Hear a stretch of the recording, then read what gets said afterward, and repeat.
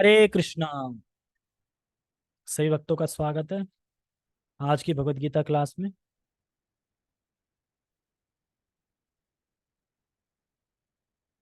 क्या नहीं चलाएंगे? चल तो रहा है। चल रहा है, फोटो आ तो रही है। वो कोई बात नहीं, डिस्प्ले बुझ गई है।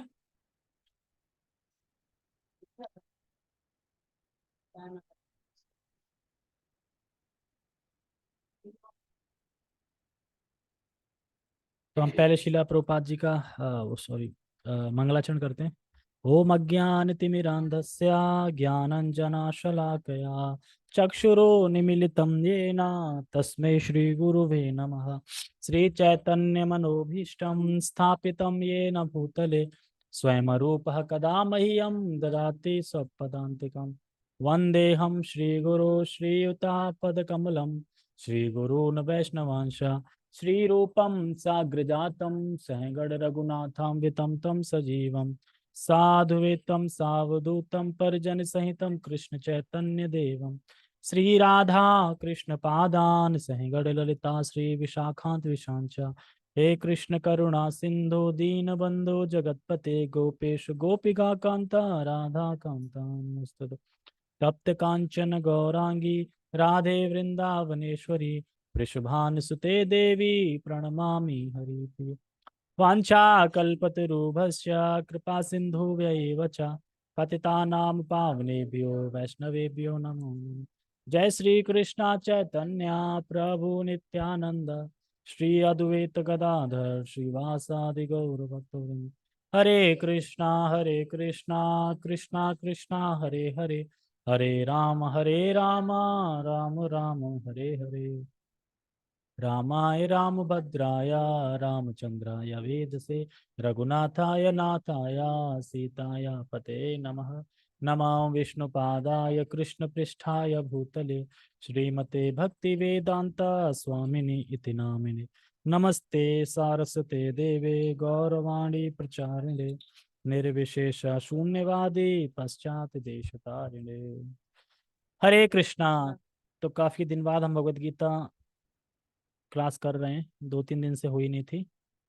और सबको श्लोक दिखाई दे रहा हो, श्लोक नहीं है, भूमिका चल रही है अभी शिला प्रभुपाद द्वारा। तो उस भूमिका पे हम चर्चा करेंगे। और भूमिका पे चर्चा करने से पहले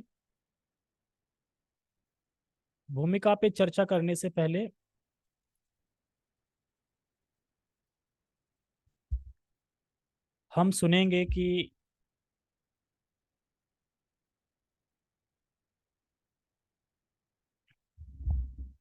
आज 5 फेस्टिवल हैं इस्कॉन के। और जब एक फेस्टिवल होता है तो कितना उत्साह रहता है। वहाँ तो 5-5 फेस्टिवल है, तो मैं उस 5 फेस्टिवल के सिर्फ नाम बता दूंगा कौन कौन है। लीला आप लोग देख लेना, ठीक है। तो आज अपेरेंस डे है श्री श्रीनिवास आचार्य का। श्रीनिवास आचार्य हैं जो कि चैतन्य महाप्रभु की लीला में आते हैं। और जब प्रथम बार गौर पूर्णिमा मनाई थी, जब मैंने एक कथा सुनाई थी ना, जिसमें नरोत्तम दास की, उसमें लास्ट में जो बहुत अच्छा भव्य मनाते हैं गौर पूर्णिमा, उसमें इन्होंने भाग दिया था, सहायता करी थी। और ये इन्होंने दीक्षा ली थी गोपाल भट्ट गोस्वामी से, जो सैक 6 गोस्वामी से हैं। और इस तरीके से इनका है। और दूसरे हैं श्रीला परमेश्वरी दास ठाकुर। इनका डिसअपेरेंस डे है आज। पहले वाले का है अपेरेंस डे है, इनका डिसअपेरेंस डे है। और श्रीपाद माधनपुरी का आज अपेरेंस डे है। जो हमने कथा करी थी माधनपुरी की, जो चंदन लेने गए थे भगवान की आज्ञा से, तो उनका भी आज अपेरेंस डे है।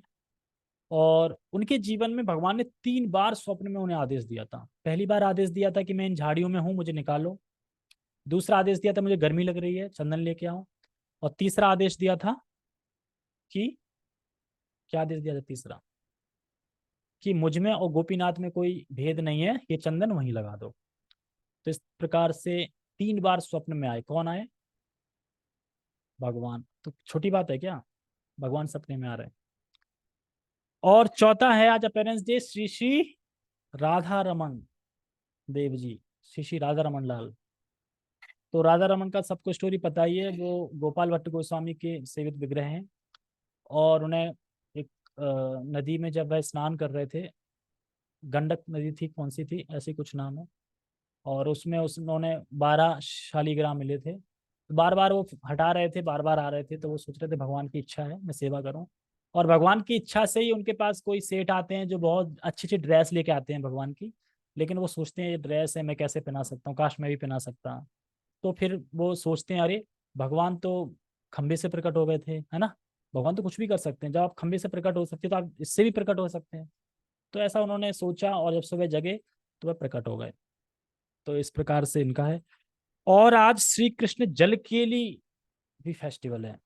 जल केली मतलब कि अ, जो मनाते हैं ना वो, नाव, नौका विहार, नौ, हाँ जल क्रीड़ा, जल क्रीड़ा, जल केली मतलब वही नौका विहार, जो हमने एक फोटो देखा ना जिसमें राधा कृष्ण बैठे हैं चला रहे हैं, हाँ वो फेस्टिवल है।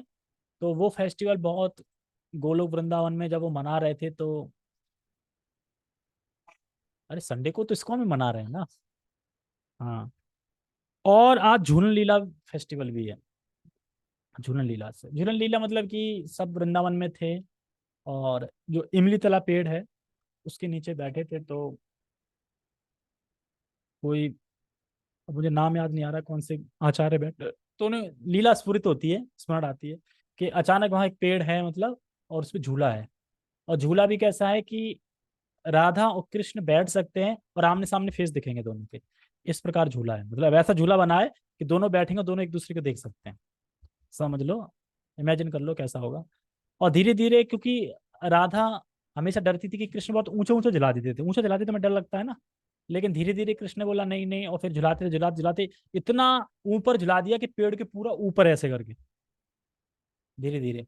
तो वो डर गई, मतलब इस तरीके से आता है उसमें। तो इस प्रकार से पांच पांच फेस्टिवल हैं आज इस्कॉन के। और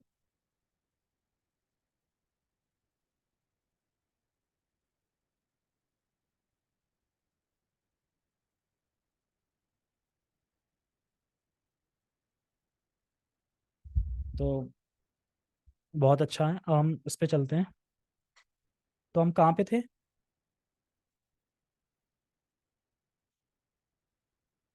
एक सेकंड, हाँ ठीक है।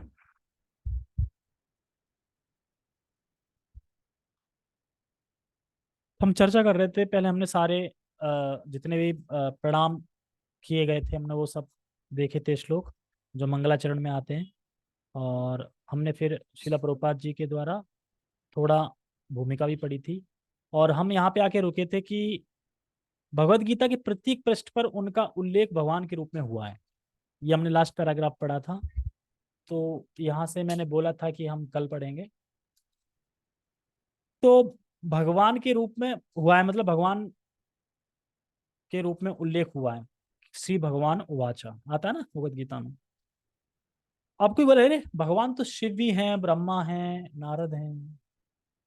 तो तो आगे बढ़ते हैं बताने। निसंदेह भगवान शब्द कभी कभी किसी भी अत्यंत शक्तिशाली व्यक्ति या किसी शक्तिशाली देवता के लिए प्रयुक्त होता है। और यहाँ पर भगवान शब्द निश्चित रूप से भगवान श्री कृष्ण को एक महान व्यक्तित्व वाला बताता है। किंतु साथ ही हमें यह जानना होगा कि भगवान श्री कृष्ण पूर्ण पुरुषोत्तम भगवान है। जैसा कि सभी महान आचार्यों जैसे शंकराचार्य, रामानुजाचार्य, मध्वाचार्य, निम्बार्क स्वामी, श्री चैतन्य महाप्रभु तथा भारत के वैदिक ज्ञान के अन्य विद्वानों ने पुष्टि की है। भगवान ने भी स्वयं भगवत गीता में अपने को पुरुषोत्तम भगवान कहा है। और ब्रह्म संहिता में तथा अन्य पुराणों में, विशेषतया श्रीमद् भागवतम में, जो भागवतम पुराण के नाम से विख्यात है, वे इसी रूप में स्वीकार किए गए हैं। कृष्णस्तु भगवान स्वयं। अतः भगवत गीता हमें भगवान ने जैसे बताई है वैसे ही स्वीकार करनी चाहिए। जैसे बताई है वैसे ही हमें स्वीकार करनी चाहिए भगवत गीता। तो क्या कहने का मतलब है यहाँ पे, देखिए, कोई भी व्यक्ति में अगर ऐश्वर्य होता है, ज्यादा ऐश्वर्य है कोई व्यक्ति में, या फिर जो व्यक्ति ऐश्वर्य से युक्त है, या महान है या ऐश्वर्य से युक्त है, उसे आप भगवान कह सकते हैं। भगवान का मतलब क्या होता है? पालन करने वाला, मतलब पालन करने वाला, या उसमें कोई विशेषता है, उसको भगवान हम कह सकते हैं। पर कृष्ण कौन है? स्वयं भगवान है। हम दूसरे को कह रहे हैं भगवान, मतलब कह सकते हैं उसको क्योंकि उसमें ऐश्वर्य है, लेकिन भगवान को हम भगवान कह नहीं रहे, भगवान तो स्वयं भगवान है। समझ में आया कुछ? कृष्णस्तु भगवान स्वयं, कौन बता रहा है? कौन कह रहा है? ये श्लोक में कौन बोल रहा है? कृष्णस्तु भगवान स्वयं, कौन बोल रहा है श्लोक में? हैं? श्रीमद् भागवतम का श्लोक है ना, एते चांश कला पुंसा कृष्णस्तु भगवान स्वयं। श्रीमद् भागवतम ब्रह्मा जी बोल रहे हैं, सुखदेव गोस्वामी बोल रहे हैं? अरे भागवतम किसने बोली है? तो सुखदेव गोस्वामी भी कह रहे हैं कृष्णस्तु भगवान स्वयं। ये श्रीमद् भागवतम का श्लोक है। ईश्वर है परमा कृष्ण, वो है ब्रह्म संतन। हाँ, अर्थात उनकी भगवत्ता या उनकी सत्ता किसी पे आश्रित नहीं है। किसकी? स्वयं भगवान कृष्ण की। लेकिन ब्रह्मा जी की, शिव जी की भगवत्ता आश्रित है किस पे? कृष्ण पे। इसलिए हम भगवान तो कह सकते हैं क्योंकि ऐश्वर्य से युक्त है ना, तो कह सकते हैं भगवान। जैसे कि घर का भी एक मुखिया होता है, भगवान माना जाता है, मतलब क्योंकि घर को पालन कर रहा है, वो घर में बड़ा है, तो उसको भगवान कह सकते हैं क्योंकि पालन कर रहा है वो। तो इसी प्रकार से हम छोटे छोटे भगवान, मतलब तो इसी प्रकार से ब्रह्मा शिव भगवान कह सकते हैं, कोई दो राय नहीं है। लेकिन कृष्ण भगवान स्वयं कृष्ण भगवान है, और उनकी सत्ता किसी पे आश्रित नहीं है, और जिनका स्वरूप किसी और अन्य स्वरूपों पे मतलब जिनका स्वरूप अन्य स्वरूप पे आश्रित नहीं है। अब किसका नहीं है? सिर्फ कृष्ण ही तो ऐसे है ना जिनका स्वरूप अन्य, या जिनकी भगवत्ता अन्य भगवत स्वरूप पे आश्रित नहीं है, इस तरीके से हम समझ सकते हैं। तो सबके कारण कौन है? कहते हैं ना सर्व कारण कारणम, सबके कारण कौन है? कृष्ण है। अब शिव पे तो नहीं बोलते ना शिव कारण कारणम, शिव के कारण तो भगवान है, ब्रह्मा के कारण भी भगवान है।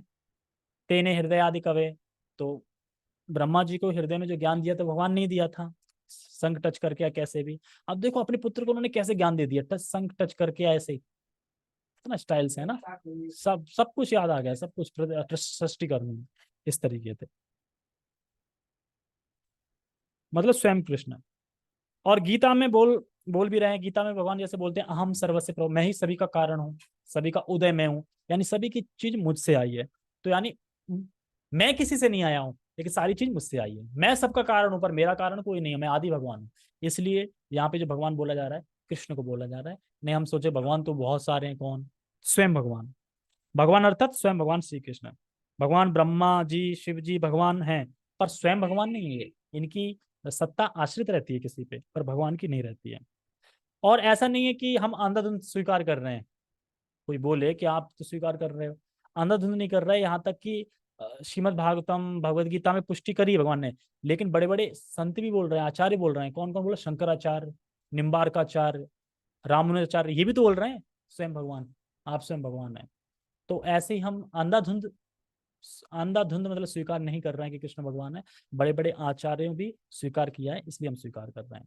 तो यहाँ श्रीला प्रभुपाद जी कह रहे हैं शास्त्र में तो है ही, और महान महान वैष्णव और आचार्य भी कह रहे हैं, और उन्होंने स्वीकार किया है कि कृष्ण को ही परम भगवान के रूप में स्वीकार किया।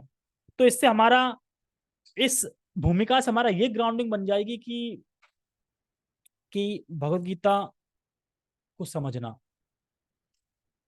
शुरू में ही प्रभुपाद इतना कुछ समझा रहे हैं डीपली, मतलब पूरा तत्व समझा रहे हैं भूमिका में, कि अगर भूमिका के आगे ना भी बढ़ पाए तो उसे यही क्लियर हो जाए भगवान कौन है। हो रहा है कि नहीं क्लियर हो रहा है? इसलिए प्रभुपाद इसमें कहेंगे कि जो भगवदगीता को समझना चाहता है, कम से कम वो इतना स्वीकार करे कि कृष्ण भगवान है, तब समझ पाएगा। अगर कृष्ण भगवान नहीं है तो फिर वो क्या कहेगा, अरे कृष्ण भगवान कैसे हो जाएंगे, तो कपड़े चुराते थे, कैसे हो सकते हैं? कपड़े चुराने वाला भगवान हो सकता है? इस तरीके से। ठीक है, तो आगे बढ़ते हैं। इसे अतएव कृष्णस्तु भगवान स्वयं, अतएव भगवत गीता हमें भगवान ने जैसे बताई है वैसे हमें स्वीकार करनी चाहिए। और भगवत गीता के चतुर्थ अध्याय में भगवान कहते हैं, क्या कहते हैं चतुर्थ अध्याय में? क्यों कोट कर रहे हैं श्रील प्रभुपाद जी चतुर्थ अध्याय के 1 से लेकर 3 नंबर श्लोकों को? समझाने के लिए कि ये जो ज्ञान आ रहा है ये परंपरा से आ रहा है, और ये भगवान से प्राप्त हुआ है ज्ञान, और डाली डाली बाई डाली आ रहा है, मतलब तरीके से ऐसे। तो भगवान स्वयं बता रहे हैं कि गीता का ज्ञान सर्वप्रथम उन्होंने किसको दिया था? सूर्यदेव, सूर्यदेव विवस्वान को। अब बहुत से लोग बोलते हैं कि भगवत गीता तो छोटा शास्त्र है, शिशु शास्त्र है, शिशु शास्त्र है, तो समझने की क्या जरूरत है ये वो। अब सूर्यदेव से बड़ा कौन है, सोच के देखो। सूर्यदेव को दिया था, यानी ज्ञान है ना कुछ, सूर्यदेव को दिया था। तो गीता का ज्ञान पहले सूर्यदेव को दिया, और सूर्य को, सूर्य से बड़ा कोई यहाँ पे है नहीं। तो जब हम सूर्य से बड़े हैं नहीं, तो फिर हमें भी ये ज्ञान लेना चाहिए और समझना चाहिए। बहुत डीपली ज्ञान है और ये सब को अपनाना चाहिए समझ के। तो क्या बोल रहे हैं श्लोकों में, हम पढ़ते हैं। इमं विवस्वते योगं प्रोक्ता वाहनम अव्ययम, विवस्वान मनवे प्राह मुनिर्क्ष्वा कवे ब्रवीत। एवं परंपरा प्राप्तिमं राजर्षयो विदु, सकाले नेह महता योगे नष्ट परंतपः। स एवायां मया तेध योगः प्रोक्तः पुरातनः, भक्तोऽसि मे सखा चेति रहस्यम चित दुत्तमम्। देखिए, भगवान ने पूरा बता दिया, ज्ञान दिया है, और मैं अर्जुन को क्यों दे रहा हूँ ये ज्ञान, ये सब चीजें बता रहे हैं इसमें भगवान। सॉरी, यहाँ पर भगवान अर्जुन को सूचित करते हैं कि भगवत गीता की यह योग पद्धति सर्वप्रथम सूर्यदेव को बताई गई। सूर्यदेव ने इसे मनु को बताया, और मनु ने इसे इक्ष्वाकु को बताया। इस प्रकार गुरु परंपरा द्वारा यह योग पद्धति एक वक्ता से दूसरे वक्ता पर पहुंचती रही। लेकिन कालांतर में यह छिन्न भिन्न हो गई, खत्म हो गई। फलस्वरूप भगवान को इसे फिर से बताना पड़ रहा है। इस बार अर्जुन को कुरुक्षेत्र के युद्ध स्थल में वे अर्जुन से कहते हैं कि मैं तुम्हें यह परम रहस्य इसलिए प्रदान कर रहा हूं क्योंकि तुम मेरे भक्त तथा मित्र हो। इसका तात्पर्य यह है कि भगवत गीता ऐसा ग्रंथ है जो विशेष रूप से भगवत भक्त के लिए है, भगवत भक्त के निमित्त है। यानी तो चाहे पढ़ा लिखा है या नहीं लिखा है, पढ़ा लिखा है या नहीं है, इससे कोई फर्क नहीं पड़ता है। बस दो योग्यता चाहिए, कृष्ण का भक्त होना चाहिए, कृष्ण का मित्र हो, कृष्ण का भक्त हो, वो गीता को समझ लेगा। पढ़े लिखे से मतलब नहीं है। एक चैतन्य महाप्रभु के उसमें कोई उनका कोई मतलब भक्त थे, तो पढ़े लिखे नहीं थे और उल्टी गीता पढ़ रहे थे। उल्टी गीता भी पकड़ना नहीं आती थी, और लोग हंसते थे क्या गीता पढ़ेगा, और रोज गीता को देख के रोते थे। चैतन्य महाप्रभु पूछ लिया आपको पढ़ना था, आप रो क्यों रहे हो?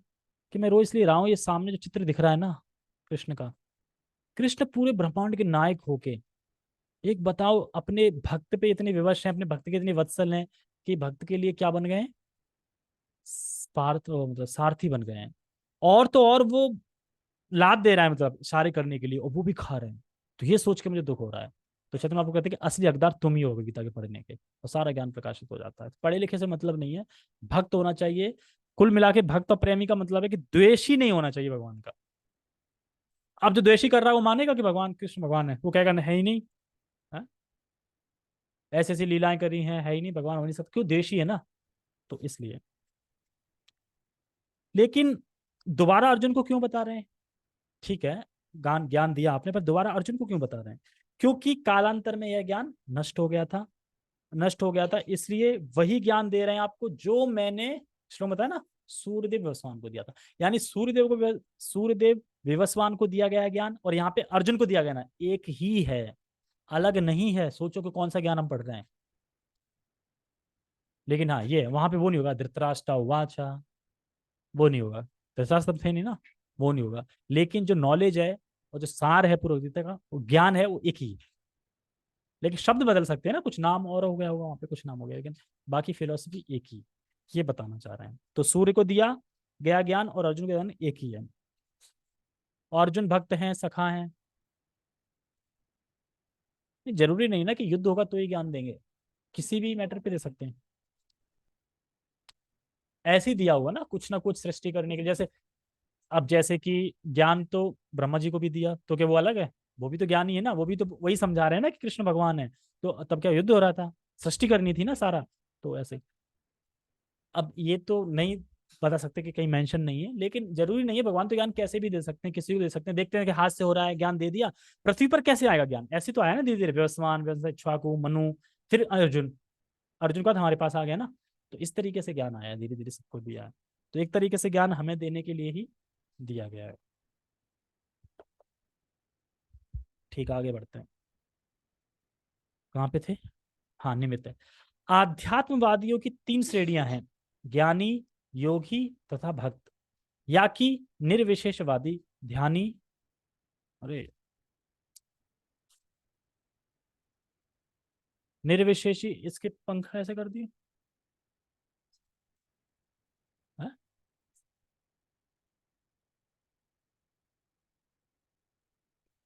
कहाँ पे थे? हाँ,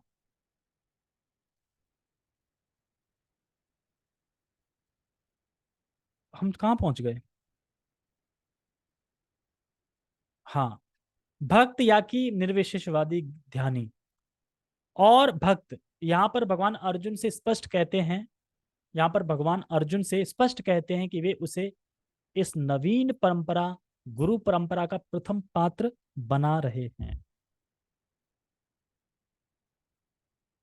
प्रथम पात्र बना रहे हैं मतलब, ताकि हम सुनते हैं ना कि अर्जुन को दिया ज्ञान, इसलिए नष्ट होने के बाद प्रथम पात्र अर्जुन को बता रहे हैं। क्योंकि प्राचीन परंपरा खंडित हो गई थी, अतः यह भगवान की इच्छा थी कि सूर्य देव से चली आ रही विचारधारा की दिशा में ही अन्य परंपरा स्थापित की जाए। और उनकी यह इच्छा थी कि उनकी शिक्षा का वितरण अर्जुन द्वारा नए सिरे से हो। देखो, अर्जुन कौन थे? ग्रस्त थे। उसमें ब्राह्मण नहीं थे। ग्रस्त थे, ब्राह्मण भी नहीं थे, क्षत्रिय थे। लेकिन गीता जैसा सर्वश्रेष्ठ ज्ञान अर्जुन को दिया। ब्राह्मण भी नहीं थे, ग्रस्त थे और क्षत्रिय थे, फिर भी अर्जुन को दिया। क्यों?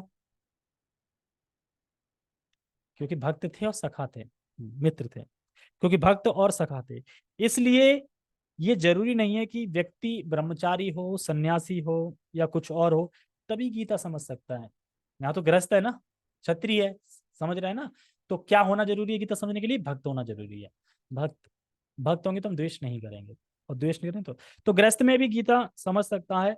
अर्जुन सुपर ग्रस्त थे, तो अब कोई ये नहीं कह सकता मैं ग्रस्त हूं इसलिए मैं गीता नहीं समझ सकता। गीता ग्रस्तों के लिए ही एक तरीके से है। और तीसरा पॉइंट और बता रहे हैं यहाँ पे, गीता का ज्ञान श्रवण करके, करने के बाद हमें सर्प की तरह नहीं बन जाना चाहिए। सर्प क्या करता है? फू फू करता है, बोलता नहीं कुछ। ऐसा नहीं कि ज्ञान तो प्राप्त कर लिया, अब चुप बैठ गए हैं, बोल नहीं रहे हैं कुछ।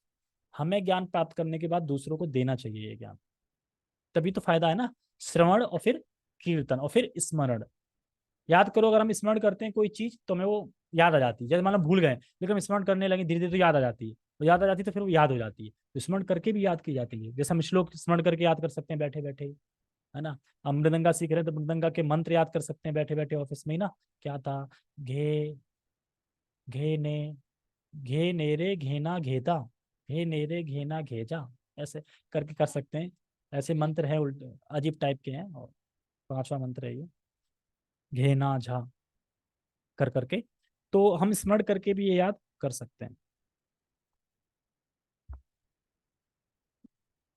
तो नए सिरे से हो। वे चाहते थे कि अर्जुन भगवत गीता ज्ञान का प्रमाणिक अधिकारी बने। प्रमाणिक अधिकारी बने मतलब भगवत गीता का जो अर्जुन है प्रमाणिक अधिकारी बने। क्यों? क्योंकि भगवान स्वयं उसे बता रहे हैं। तो प्रमाणिक बनेगा कि नहीं बनेगा? स्वयं किसने बताई है? मान लो कि अगर आपको भगवान मिल जाए और आपको कुछ इंस्ट्रक्शन दे जाए स्वयं, तो प्रमाणिक हो जाएगी नहीं वो चीज? अरे स्वयं भगवान ने मुझे बताई है ना? तो इसी प्रकार से, तो इसी प्रकार से हमें समझना चाहिए।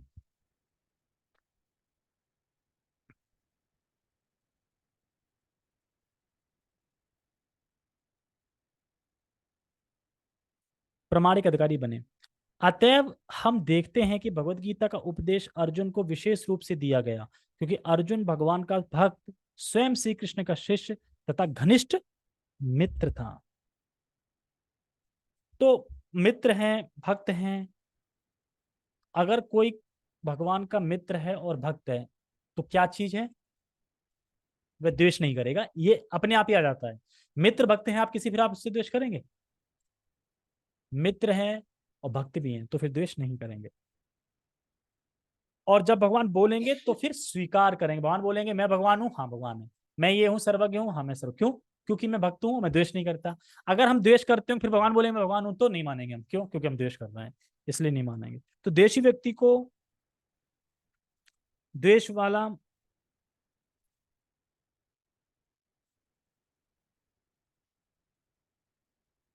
मतलब ये कि जो द्वेषी व्यक्ति को, मतलब गाना या फिर सामने वाले का गुणगान सुनना अच्छा नहीं लगेगा। भगवान का कोई गुणगान कर रहा है तो द्वेषी व्यक्ति को ये अच्छा नहीं लगेगा।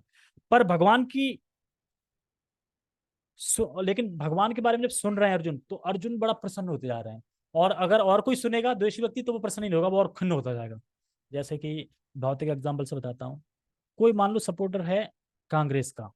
अब कोई न्यूज पे चला रहा हो, उसमें बड़ाई हो रही हो भाजपा की, तो वो अपने आप ही गुस्सा हो जाएगा बैठा बैठा। हो सकता है बोल भी दे कुछ, हो सकता है लड़ाई भी हो जाए। क्योंकि कट्टर होते हैं ये जो होते हैं ना, ये जो दर्शक होते हैं और जो इतना घुसे रहते हैं उसमें, वो इतना कट्टर होते हैं, वो लड़ भी सकते हैं इसके पीछे। मिलना कुछ नहीं है, टाइम वेस्ट है। सोचते हैं कि हम हमारे हिसाब से होना चाहिए, इस प्रकार से। तो मेरे ऑफिस में है, मतलब इसलिए मुझे याद आ गया, इसलिए मैं बोल रहा हूँ। कहाँ पे थे हम? एक तो ये पेज समझ में नहीं आता कहाँ पहुंच जाता। हाँ, तो भगवान से द्वेष नहीं करता। अतएव जिस व्यक्ति में अर्जुन जैसे गुण पाए जाते हैं, वह भगवत गीता को सबसे अच्छी तरह समझ सकता है। तो हमारे पास अर्जुन जैसे गुण तो है नहीं, हमें लाने का प्रयास करना चाहिए। और हमें यह समझना चाहिए कि कम से कम द्वेष तो नहीं करते ना भगवान से, ये तो ठीक है ना, प्लस पॉइंट है ना। द्वेष नहीं करते तो धीरे धीरे उद्धार हो जाएगा। अब आगे भगवान के संबंध के बारे में बताया जाएगा कि हमारा भगवान से सीधा संबंध क्या है और कितने प्रकार के संबंध होते हैं, और वो हम कल चर्चा करेंगे। ठीक है। हरे कृष्णा। जगत गुरु श्रील प्रभुपाद की जय। श्रीमद् भगवद गीता की जय।